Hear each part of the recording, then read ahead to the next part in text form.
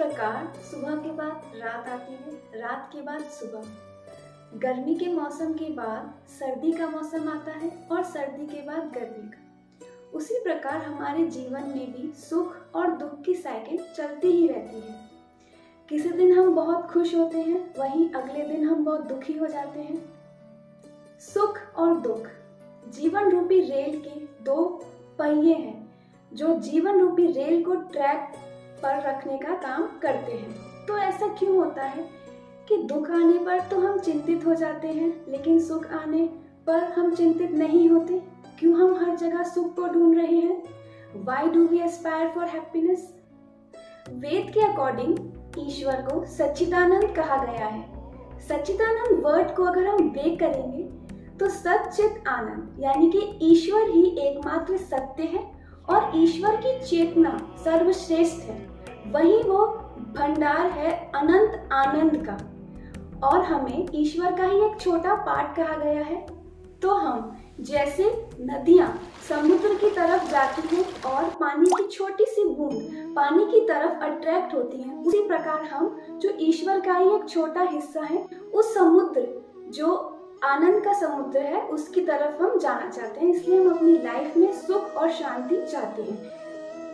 ईश्वर का पार्ट होने के बावजूद भी हमें उस सुख और शांति की प्राप्ति नहीं होती। तो इस दुख का क्या कारण है, आइए जानते हैं भगवद गीता के चैप्टर 2 के 62वें श्लोक में। ध्यायतो विषयान् पुंसः संगस्तेषु तज्जते संगत संजते कामः कामत् क्रोध भिज्जते। हमारी बॉडी में 5 सेंसेस हैं, यानी कि सेंस ऑफ हियरिंग है, sense of sight, sense of smell, sense of taste and sense of touch, और उन्हें रेगुलेट करती है हमारी सेंस ऑर्गन्स यानी कि ईयर, आईज, नोज, टंग और स्किन। हम हमारी सेंसेस के थ्रू ही वर्ल्ड को एक्सपीरियंस करते हैं और हमारी सेंस को कंट्रोल करता है हमारा माइंड।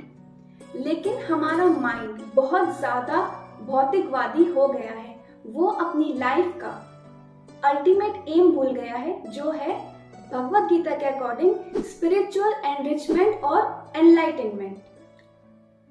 अध्याय 2 के 71वें श्लोक में श्री कृष्ण बोलते हैं, विहाय कामनाय सर्व पुमांश चरित निह स्पृह निर्ममो निरहंकारा स शांति अधिगच्छति।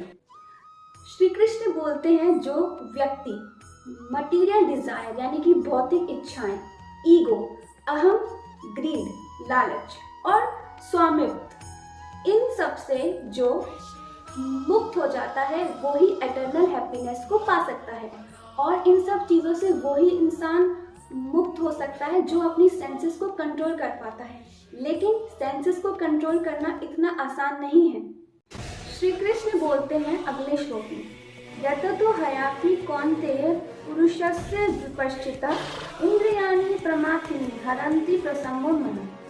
हमारी इंद्रियां इतनी ज्यादा स्ट्रांग होती है, कोई एक ऐसा इंसान जो हाईली इंटेलेक्चुअल है और सेल्फ कंट्रोल प्रैक्टिस करता है उसको भी इंद्रियां अपने कंट्रोल में कर लेती है।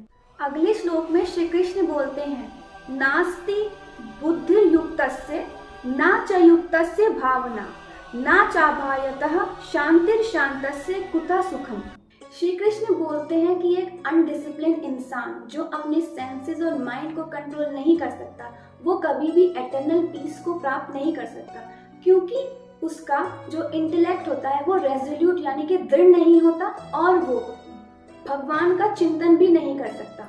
सेंसेस और माइंड को कंट्रोल करने का सलूशन श्री कृष्ण ने अगले श्लोक में बताया है, तस्माद्धस्य महाबाहो निर्ग्रहाणि सर्वशः इंद्रियाणि इंद्रियार्थेभ्यस्तस्य प्रज्ञा प्रतिष्ठिता।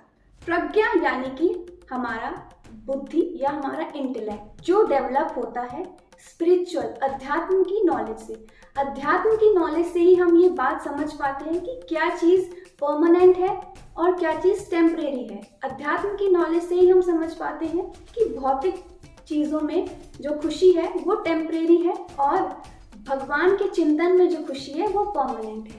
ऐसा करने से हम एटर्नल पीस को प्राप्त करते हैं। नेक्स्ट वीडियो में हम बात करेंगे उस डिवाइन नॉलेज, उस आध्यात्मिक ज्ञान की जिसकी बात श्री कृष्ण ने करी है और जिसको पाने के बाद हम एटर्नल हैप्पीनेस, परम आनंद की प्राप्ति कर सकते हैं। और अगर ये वाली वीडियो में आपको समझ आ गया हो कि दुख का कारण क्या है और हम इससे कैसे बच सकते हैं, तो मेरी वीडियो को ज़रूर लाइक करिएगा और अपने दोस्तों के साथ शेयर करिएगा।